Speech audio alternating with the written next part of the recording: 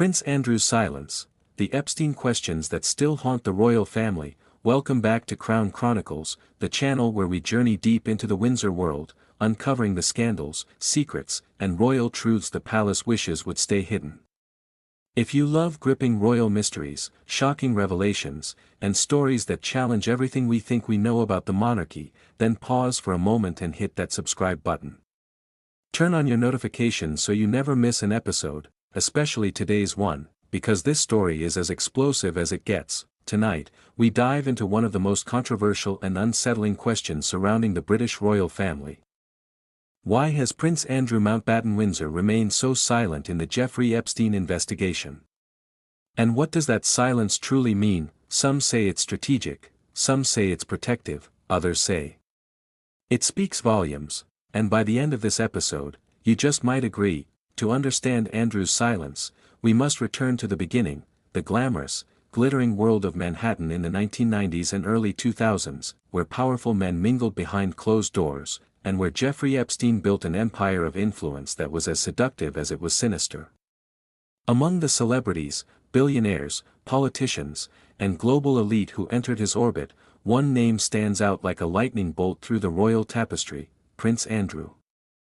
Duke of York. Photographs, testimonies, flight logs, and statements place the Queen's third child in Epstein's world repeatedly. At parties. At private homes. On the infamous island. With Epstein. With Ghislaine Maxwell. With guests whose identities remain sealed in court documents. For years, it was a friendship Andrew appeared comfortable with, even proud of. He once called Epstein a useful acquaintance, a phrase that has since aged like poison. And yet, when the Epstein empire crumbled under the weight of horrific allegations, one by one Andrew's connections became evidence, his statements became contradictions, and his explanations became troubling in their inconsistencies. But nothing is as powerful, nor as controversial, as Andrew's silence. Investigators in the United States have, for years, claimed the prince offered zero cooperation in the Epstein probe. The Department of Justice publicly said he refused interviews. Legal teams insisted he was unavailable.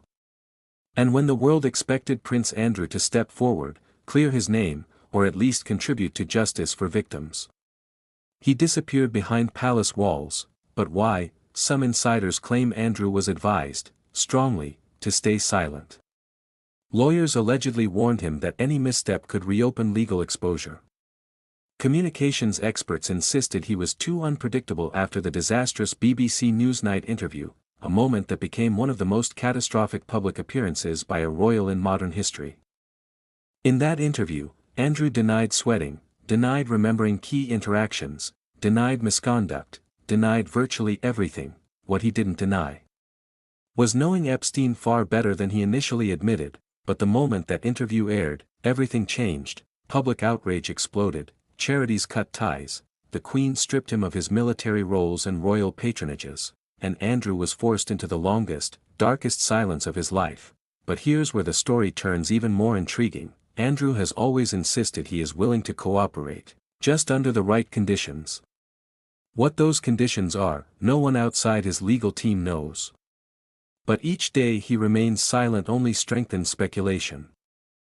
Because silence, especially in a scandal as enormous as the Epstein case, is not neutral, it is a message. Some royal experts argue that Andrew's silence is his shield, his last remaining form of protection. Speaking could expose inconsistencies. Speaking could contradict earlier statements.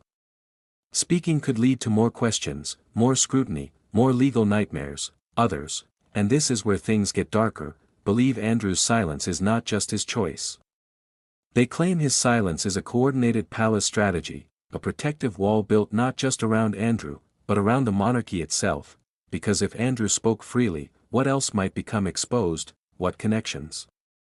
What names, what moments from those years in Epstein's world still remain buried? There are whispers, powerful, persistent whispers, that Andrew's silence may be shielding more than his own reputation. It may be shielding others. People in high places. People with influence. People whose names appear in sealed court documents the public has never seen. Even Ghislaine Maxwell, in a rare interview from prison, defended Andrew more fiercely than she defended most others. Why? What does she know? What does she believe Andrew knows?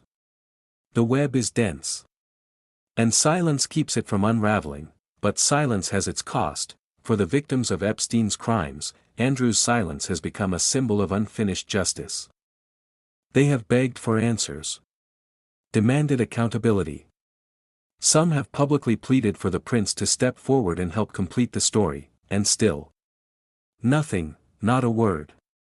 Not an explanation. Not a single moment of cooperation. With each passing year, Andrew becomes more isolated. Removed from royal duties. Locked out of public life. Rarely photographed outside the estate he shares with Sarah Ferguson. Reportedly restless. Reportedly frustrated.